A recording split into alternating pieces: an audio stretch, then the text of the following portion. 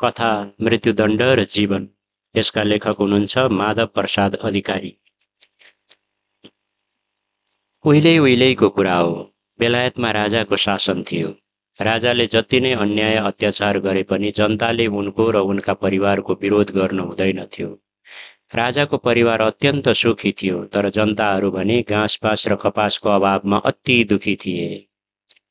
बिरामी पर्दा औषधि उपचार पाउँदैनथे, पढ्नका लागि विद्यालयहरू थिएनन्। देशको यो नराम्रो अवस्था देखेर एउटा युवक राजपरिवारको अन्याय अत्याचारको विरुद्धमा कसियो।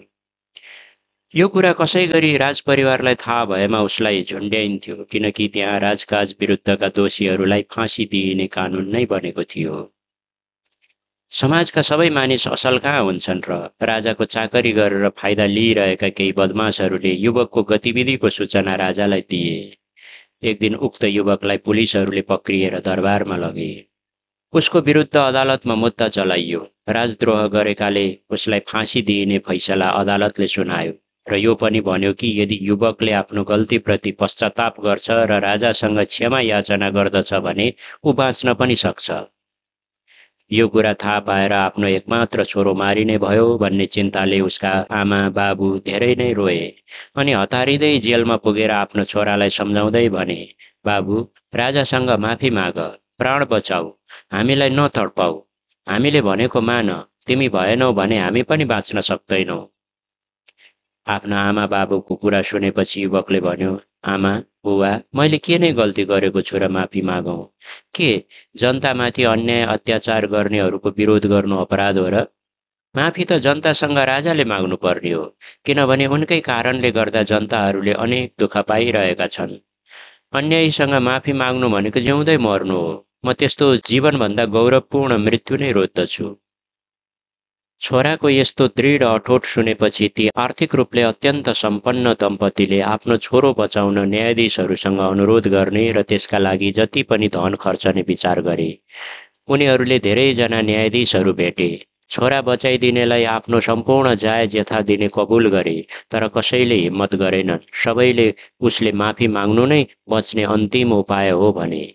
हताश बाबुआमाले आफ्ना इष्टमित्र बन्धु बान्धव सबैसँग छोरालाई सम्झाई माफी माग्न लगाउन आग्रह गरे। कसैको केही पनि लागेन। आखिरमा उनीहरू एकजना पाको निवृत्त न्यायाधीश कहाँ पुगेर जसरी हुन्छ आफ्नो छोरा बचाइदिन अनुनय विनय गरे। न्यायाधीशले धेरै विचार गरेर भने, उपाय त केही छैन, तैपनि म अन्तिम कोसिस गरी हेर्नेछु। फाँसी दिने दिन आयो। राजद्रोहीलाई सार्वजनिक स्थानमा झुन्ड्याइने गरिन्थ्यो। त्यसबेला युवकलाई हत्कडी नेल सहित त्यहाँ लगियो। राजाले सहरवासीलाई त्यहाँ उपस्थित हुन उर्दी लगाएका थिए। राजा गलत गर्दैछन्, युवकको भनाइ ठिक हो भन्नेहरू त्यहाँ थिए। यस्तैमा ती पाका निवृत्त न्यायाधीशले फाँसी दिने ठाउँमा फाँसी दिने समयमा आफू त्यहाँ उपस्थित हुन पाउने अनुमति राजासँग मागे। राजाले स्वीकृति दिए। उनी त्यहाँ पुगे जहाँ युवकलाई घाँटीमा फन्दा राखेर उभ्याइएको थियो। मात्र राजाले आदेश दिन बाँकी थियो। अन्तिम पटक राजाले युवकलाई माफी मागेर ज्यान बचाउने मौका दिएको घोषणा गरे। तर युवकले ठूलो स्वरमा सबैले सुन्ने गरी माफी मैले होइन राजाले माग्नुपर्छ, किनकि उनले जनतामाथि अत्याचार गरेका छन् भनेर करायो। राजा झन् उत्तेजित भएर कराए, झुन्ड्याइदे त्यसलाई। जल्लादले डोरी खुस्कायो। युवक झुन्डिना साथ नजिकै उभिएको न्यायाधीशले युवकलाई च्याप्प समाए र कराएर भने, उसले सजाय पायो, उसलाई झुन्ड्याइदिने आदेश थियो, झुन्ड्याइयो। बेलायतको कानुनमा दोषीलाई झुन्ड्याउने मात्र भनिएको छ, झुन्ड्याएर मार्ने भनिएको छैन। त्यसैले उसलाई मार्न पाइन्न। चारैतिरबाट ठिक हो भन्ने आवाज मात्र आयो।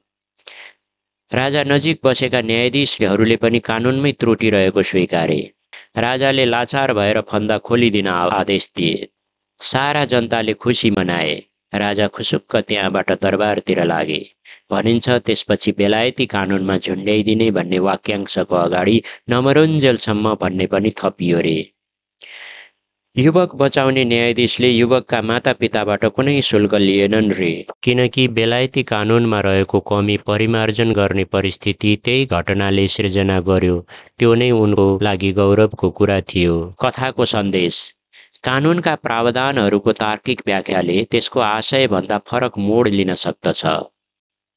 धन्यवाद।